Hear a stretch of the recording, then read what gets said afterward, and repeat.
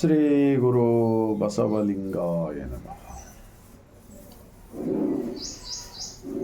ಧರ್ಮಗುರು, ವಿಶ್ವಗುರು, ಜಗಜ್ಯೋತಿ, ಕ್ರಾಂತಿಯೋಗಿ ಮಹಾತ್ಮ ಬಸವಣ್ಣನವರನ್ನು, ವಿಶ್ವಜ್ಯೋತಿ ಅಕ್ಕ ಮಹಾದೇವಿಯರವರನ್ನು, ಸಕಲ ಶಿವ ಶರಣರನ್ನು ಎನ್ನ ಹೃದಯ ಮಂದಿರದಲ್ಲಿ ನೆನೆಯುತ್ತಾ ಭಾರತೀಯರೆಲ್ಲರಿಗೂ ಅನುಭವ ಮಂಟಪ, ಶರಣರ ನಾಡು, ಬಸವ ಕಲ್ಯಾಣದ ಭೂಮಿಯಿಂದ ಈ ಮುಂಜಾನೆಯ ಬಾಗಿದ ತಲೆ ಮುಗಿದ ಕೈಲಿಂದ ಶರಣು.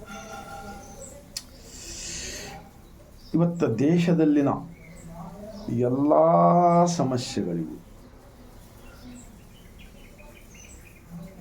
ಪರಿಹಾರ ಮತ್ತು ಎಲ್ಲರೂ ಕೂಡಿ ಬಾಳುವ ಸಲುವಾಗಿ ಅನುಭವ ಮಂಟಪ ಬಸವ ಕಲ್ಯಾಣ ಅಂದರೆ ಮಹಾತ್ಮ ಬಸವಣ್ಣನವರು ಸ್ಥಾಪಿಸಿದ ಜಗತ್ತಿನ ಮೊದಲನೇ ಪಾರ್ಲಿಮೆಂಟ್, ಸಂಸದ್, ಅನುಭವ ಮಂಟಪ, ಪ್ರಜಾಪ್ರಭುತ್ವದ ಕೇಂದ್ರ ಬಸವ ಕಲ್ಯಾಣದ ಶರಣರ ವಚನಗಳನ್ನು ನಾವು ಇವತ್ತಿನ ದಿವಸ ಆತ್ಮ ಅವಲೋಕನ ಮಾಡಿಕೊಳ್ಳುವ ಬಹಳ ಬಹಳ ಬಹಳ ಅವಶ್ಯಕತೆ ಇದೆ ಅಂಥೇಳಿ ಅನಿಸುತ್ತದೆ. ಯಾಕೆಂದರೆ ಅನುಭವ ಮಂಟಪದ ಲಿಂಗಾಯತ ಧರ್ಮವನ್ನು ಸ್ಥಾಪನೆ ಮಾಡಿದಂಥವರು ಕೆಳಗೆ ಬಿದ್ದವರು, ಶೋಷಣೆಗೊಳಗಾದವರು, ತೊಂದರೆಗೆ ಒಳಗಾದವರು, ಅವಿದ್ಯಾವಂತರು, ಅವರೆಲ್ಲರೂ ಅವತ್ತಿನ ದಿವಸ ಬಸವಣ್ಣನವರು ಅಂತಹ ಒಂದು ಕಷ್ಟದಲ್ಲಿರ್ತಕ್ಕಂಥವರೆಲ್ಲರನ್ನ ಒಪ್ಪಿಕೊಂಡು ಅವರೆಲ್ಲರನ್ನ ಅವರವರ ಕಾಯಕಗಳನ್ನು ಮುಗಿಸಿಕೊಂಡ ನಂತರ ಅನುಭವ ಮಂಟಪಕ್ಕೆ ಸ್ವಾಗತಿಸಿಕೊಂಡು ಈ ಜಗತ್ತಿನ ಸತ್ಯದ ಬಗ್ಗೆ ಚಿಂತನೆ ಮಾಡಿ ಕೊಟ್ಟಿರ್ತಕ್ಕಂಥ ವಚನಗಳು ಇವತ್ತು ಒಂದು ವೇಳೆ ನಾವೆಲ್ಲರೂ ಮರೆತರೆ ಈ ದೇಶದಲ್ಲಿ ನಾವು ಒಂದು ಸಂತೋಷದಿಂದ ಬದುಕಲು ಸಾಧ್ಯವಿದೆ. ಆದರೆ ವಚನಗಳ ಚಿಂತನೆ ನಡೆಯಬೇಕು. ಪ್ರತಿಯೊಂದು ಗ್ರಾಮ ಪಟ್ಟಣಗಳಲ್ಲಿ ಅನುಭವ ಮಂಟಪಗಳು, ಬಸವ ಮಂಟಪಗಳು ಆಗಬೇಕು. ಯಾವ ರೀತಿ ಕ್ರೈಸ್ತರು ಅವರ ಆಶ್ರಮಗಳಿವೆ, ಮುಸಲ್ಮಾನ ಮಸ್ಜಿದ್ ಇವೆ, ಬೌದ್ಧರ ಆ ಥರ ಇದು ಎಲ್ಲ ಒಳಪಂಗಡಗಳು, ಎಲ್ಲ ಉತ್ಪಾದಕರದ್ದು ಕೂಡಿ ಕಟ್ಟಿದ ಲಿಂಗಾಯತ ಧರ್ಮಕ್ಕೆ ಇವತ್ತ ಪ್ರತಿಯೊಂದು ಗ್ರಾಮ ಪಟ್ಟಣಗಳಲ್ಲಿ ಅನುಭವ ಮಂಟಪಗಳು ಮಾಡಿಕೊಂಡು ಪ್ರತಿನಿತ್ಯ 1-2 ತಾಸು, 1 ತಾಸು ಅಥವಾ 2 ತಾಸು ವಚನಗಳ ಚಿಂತನೆ, ಧ್ಯಾನ, ಪ್ರಾರ್ಥನೆ ನಡೆಸುವ ಕಾರ್ಯ ಇವತ್ತಿನ ನಮ್ಮ ದೇಶದ ಸನ್ಮಾನ್ಯ ಶ್ರೀ ಪ್ರಧಾನಮಂತ್ರಿಜಿ ಆಗಿರ್ತಕ್ಕಂಥ ನರೇಂದ್ರ ಮೋದಿಜಿರವರು ಈ ಕಾರ್ಯದಲ್ಲಿ ಕೈ ಹಾಕಬೇಕು, ಜನಮನಕ್ಕೆ ಮುಟ್ಟಿಸಬೇಕಂಥೇಳಿ ನಾನು ಬಸವ ಕಲ್ಯಾಣದ ಭೂಮಿಯಿಂದ ಒಂದು ಕಳಕಳಿ ವಿನಂತಿ ಮಾಡಿಕೊಳ್ತಾ ಇದ್ದೀನಿ. 1-2 ವಚನಗಳ ಮೂಲಕ ಎಲ್ಲ ವೆಸ್ಟ್ ಸಮಯ, ಈ ಎಲ್ಲ ವೆಸ್ಟ್ ಏನು ಉಪಯೋಗಕ್ಕೆ ಬರ್ತಕ್ಕಂಥ ಎಲ್ಲ ಹಾಳು ಮಾಡ್ತಕ್ಕಂಥದ್ದು, ಪರಿಸರ ನಾಶ ಮಾಡ್ತಕ್ಕಂಥದ್ದು, ಗಿಡ ಮರಗಳನ್ನು ಹಾಳು ಮಾಡ್ತಕ್ಕಂಥದ್ದು, ಅರಣ್ಯ ಎಲ್ಲ ಹಾಳು ಮಾಡ್ತಕ್ಕಂಥದ್ದು ಎಲ್ಲವೂ ಕೂಡ ನಿಲ್ಲಲಿದೆ. ಎಲ್ಲ ಸಮಸ್ಯೆಗಳಿಗೂ ಅನುಭವ ಮಂಟಪದ ವಚನಗಳು ಇವೆ. ಆ ಕಾರಣಕ್ಕಾಗಿ ನಾನು ಕಳೆದ 27 ವರ್ಷದಿಂದ ಈ ವಿಚಾರವನ್ನು ನನ್ನ ಜೀವನದಲ್ಲಿ ಅಳವಡಿಸಿಕೊಂಡು ಇನ್ನೊಬ್ಬರನ್ನು ತಿಳಿಸುವ ಪ್ರಯತ್ನ ಮಾಡುತ್ತಿದ್ದೇನೆ. ಈಗ ಒಂದು ಬಸವಣ್ಣನವರ ವಚನ.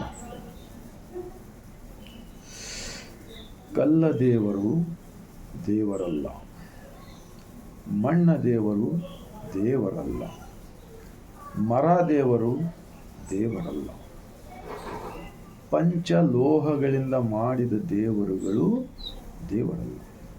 ಶ್ವೇತ, ಬಂದ, ರಾಮೇಶ್ವರ, ಗೋಕರ್ಣ, ಕಾಶಿ, ಕೇದಾರ ಮೊದಲಾದವುಗಳಲ್ಲಿ ಅಷ್ಟ ಸೃಷ್ಟಿಸಿದ ದೇವರುಗಳು ದೇವರಲ್ಲ.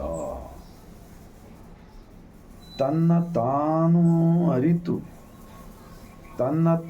ಅರಿತು ತಾನು ಯಾರು ಎಂದು ತಿಳಿದರೆ ತಾನೇ ದೇವನೋಡ ಅಪ್ರಮಾಣ ಕೂಡಲ ಸಂಗಮ ದೇವ. ನೋಡಿದ್ರ ಎಲ್ಲ ಸಮಸ್ಯೆಗಳು ಪರಿಹಾರ. ಎಷ್ಟು ಜನಗಳು ದೇವರು ಅಂತೇಳಿ ಹೋಗ್ತಕ್ಕಂಥ ಸಂದರ್ಭದಲ್ಲಿ ರಸ್ತೆ ಅಪಘಾತದಲ್ಲಿ ಸತ್ತವರು, ಕೈಕಾಲು ಮುಡ್ಕೊಂಡವರು, ಹೋಗಿ ಬರ್ತಕ್ಕಂಥ, ನಾನು ಸರ್ಕಾರಿ ಆಸ್ಪತ್ರೆ ಬಸವ ಕಲ್ಯಾಣದಲ್ಲಿ ಆಂಬುಲೆನ್ಸ್ ವಾಹನ ಡ್ರೈವರ್, ವಾಹನ ಚಾಲಕನಾಗಿ ಕರ್ತವ್ಯ ನಿರ್ವಹಿಸಿ ಪ್ರತಿ ತಿಂಗಳು ದೇವಸ್ಥಾನಕ್ಕೆ ಹೋಗ್ತಕ್ಕಂಥ ಸಂದರ್ಭದಲ್ಲಿ ಬರ್ತಕ್ಕಂಥ ರಸ್ತೆ ಅಪಘಾತಗಳು ಎಷ್ಟು ಜನಗಳು ಸತ್ತಿದ್ದು ನಾನು ನೋಡಿ, ಅಂಗವಿಕಲರಾಗಿದ್ದು ನಾನು. ಈ ವಚನ ಪದೇ ಪದೇ ನಾನು ಹೇಳ್ತಾ ಇದ್ದೀನಿ. ಅಂದರೆ ತನ್ನ ಅಂತರಂಗದ ಮನಸ್ಸನ್ನು ಶುದ್ಧಿಯನ್ನಾಗಿಟ್ಟುಕೊಂಡು ದಿನನಿತ್ಯ ಒಂದು 5 ನಿಮಿಷ, ಒಂದು 3 ನಿಮಿಷ, ಒಂದು 2 ನಿಮಿಷ ಮನಮುಟ್ಟಿ ಧ್ಯಾನಿಸಿ ಧನ್ಯವಾದಗಳನ್ನು ಇಲ್ಲೇ ಹೇಳಿದರೆ ಸಾಕಾಗುತ್ತದೆ ಅಂಥೇಳಿ ಈ ವಚನದ ಭಾವದಲ್ಲಿ ನನಗೆ ಗೊತ್ತಾಗಿದೆ. ತಾವು ಕೂಡ ವಿಚಾರ ಮಾಡಬೇಕಂತೇಳಿ ವಿನಂತಿಸಿಕೊಳ್ತೇನೆ. ಒಂದು ವೇಳೆ ಈ ಶರೀರ ನಮಗೆ ಸೃಷ್ಟಿಕರ್ತ ಮಾಡಿಲ್ಲ ಅಂದರೆ ನಾವು ಯಾವ ತೀರ್ಥಕ್ಷೇತ್ರ ಹೋಗ್ತಾ ಇದ್ದೀವಿ ಹೇಳಿ?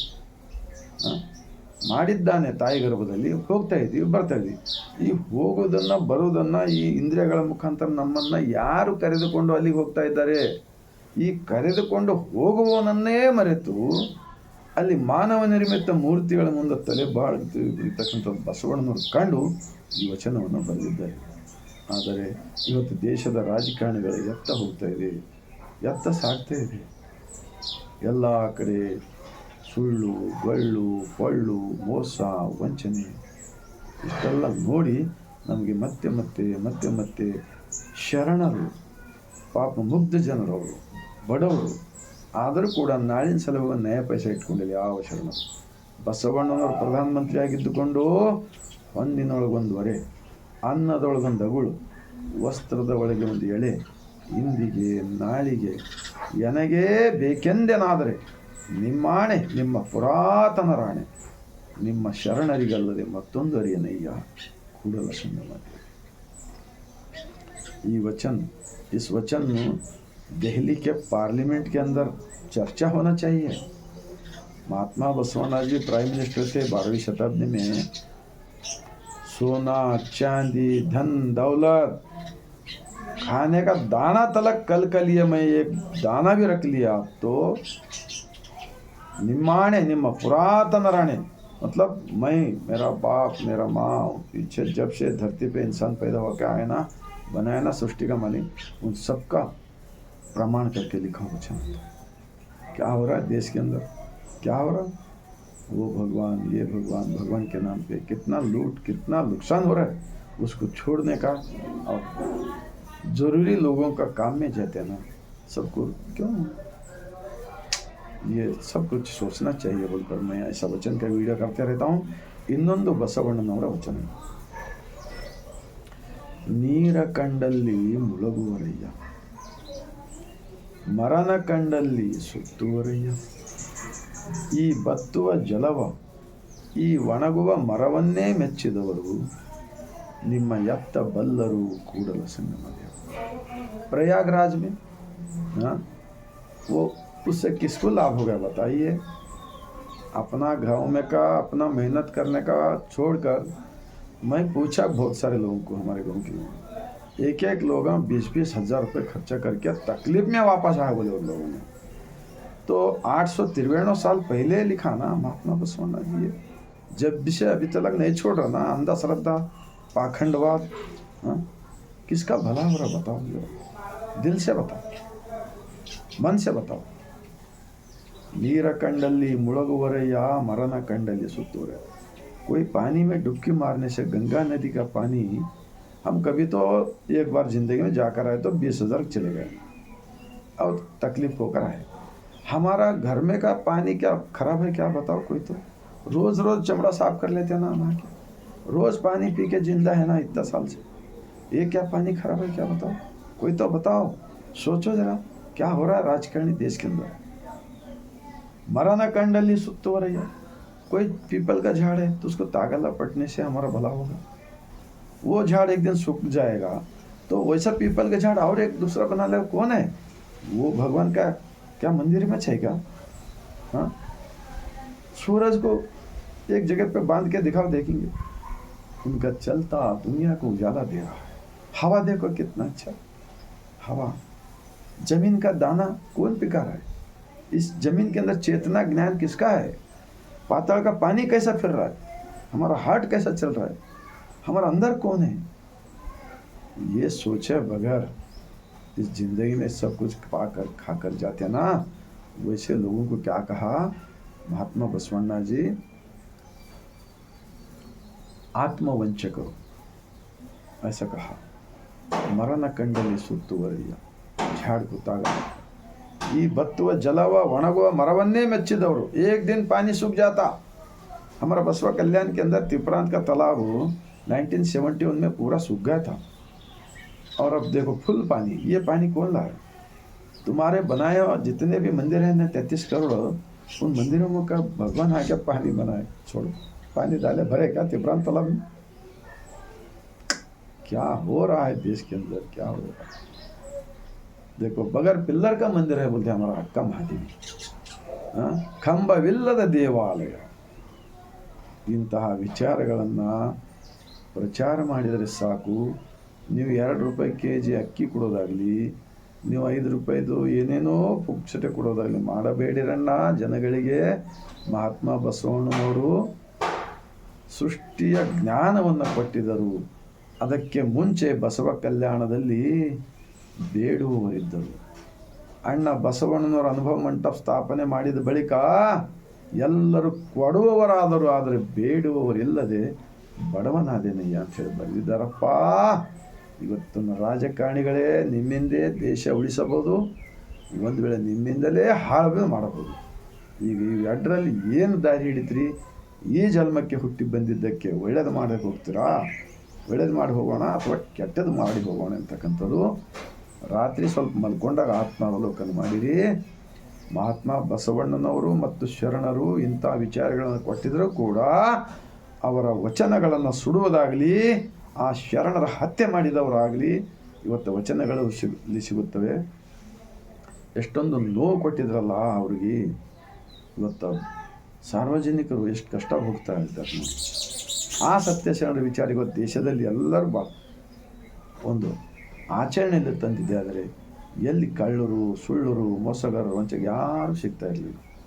ಎಲ್ಲರೂ ಅವರವರು ದುಡಿದಿದ್ದನ್ನು ಆರಾಮಾಗಿ ಹೋಗ್ತಾ ಇದ್ದರು।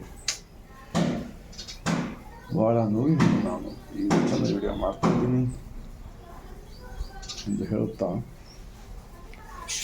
ಮತ್ತೆ ಗಿಡ ಮರಗಳು ಮತ್ತೆ ನದಿಗಳು ನೀರು ತುಂಬಿಸುವ ದೇವರು ಈ ನಿರಾಕಾರ ದೇವರು ಸೃಷ್ಟಿಕರ್ತ। ಅವನಿಗೆ ಮೂರ್ತಿನೇ ಇಲ್ಲ, ಗುಡಿನೇ ಇಲ್ಲ, ಜಾತ್ರೆ ಇಲ್ಲ, ತೀರ್ಥಕ್ಷೇತ್ರವಿಲ್ಲ, ಯಾವ ಕ್ಷೇತ್ರವೂ ಇಲ್ಲ, ನಿಮ್ಮ ದೇಹವೇ ದೇವಸ್ಥಾನವಿದೆ ಅಂಥೇಳಿ ಅನೇಕ ವಚನಗಳನ್ನು ಬರೆದಿದ್ದಾರಲ್ಲ।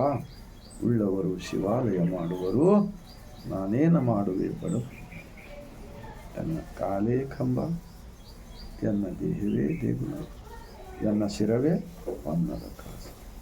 ಕೂಡಲ ಸಂಗಮ ದೇವ ನೀ ಕೇಳಯ್ಯ। ಕೂಡಲ ಸಂಗಮ ಊರಲ್ಲ, ಈ ಬ್ರಹ್ಮಾಂಡವೇ ಒಂದು ಕೂಡಲ ಸಂಗಮ ಇಂದ ನಾವೆಲ್ಲರೂ ಬಂದಿದ್ದೀವಿ। ನಾವೆಲ್ಲರ ಒಳಗೆ ಒಬ್ಬನೇ ಇದ್ದಾನೆ ಅಣ್ಣ। ಯಾಕೆ ಹಿಂದೂ ಮುಸ್ಲಿಂ ಕ್ರೈಸ್ತನ ಜಗಳ ಮಾಡ್ತಾಯಿದ್ರಿ? ಯಾಕೆ ಬೆಂಕಿ ಹಚ್ತಾ ಇದ್ದೀರಿ? ದೇಶದಲ್ಲಿ ನಿಲ್ಲಿಸಬೇಕು ಅಂಥೇಳಿ ಭಾಳ ಕಳಕಳಿಯಿಂದ ನಾನು ಆ ವಚನಗಳನ್ನು ಓದಿದ ಬಳಿಕ ನನಗೆ ಗೊತ್ತಾಗ್ತದೆ। ಇಲ್ಲಿ ಹೋದರೆ ಈ ಸುಳ್ಳು ಪೊಳ್ಳುಗಳ ಬೆನ್ನತ್ತಿ ಹೋದರೆ ನಾವು ಅಜ್ಞಾನಿಗಳಾಗಿ ಸತ್ತು ಹೋಗ್ತೀವಿ, ಸುಮ್ಮನೆ ಹೋಗ್ತೀವಿ।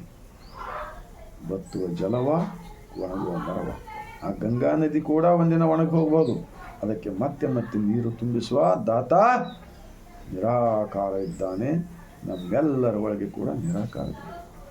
ಈ ಪಾಠವನ್ನು ಹೇಳುವ ಬದಲಾಗಿ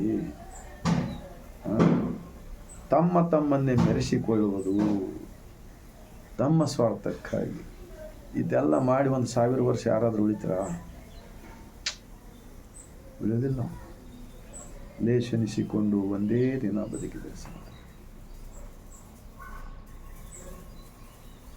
ಇಷ್ಟು ಹೇಳುತ್ತಾ ತನ್ನೆಲ್ಲ ಹೃದಯವಿದ್ದರೆ ತಟ್ಟಿದರೆ ಆದರೆ 145 ಕೋಟಿ ಭಾರತೀಯರು ತಲುಪುವ ಕಾರ್ಯ ಆಗಲಿ ಎಂದು ವಿನಂತಿಸಿಕೊಳ್ಳುತ್ತಾ ಮತ್ತೊಮ್ಮೆ ಶರಣರ ನಾಡು ಅನುಭವ ಮಂಟಪ ಬಸವ ಕಲ್ಯಾಣದ ಭೂಮಿಯಿಂದ ಬಾಗಿಲೇ ಕೈ ನಿಮ್ಮ ಶರಣ।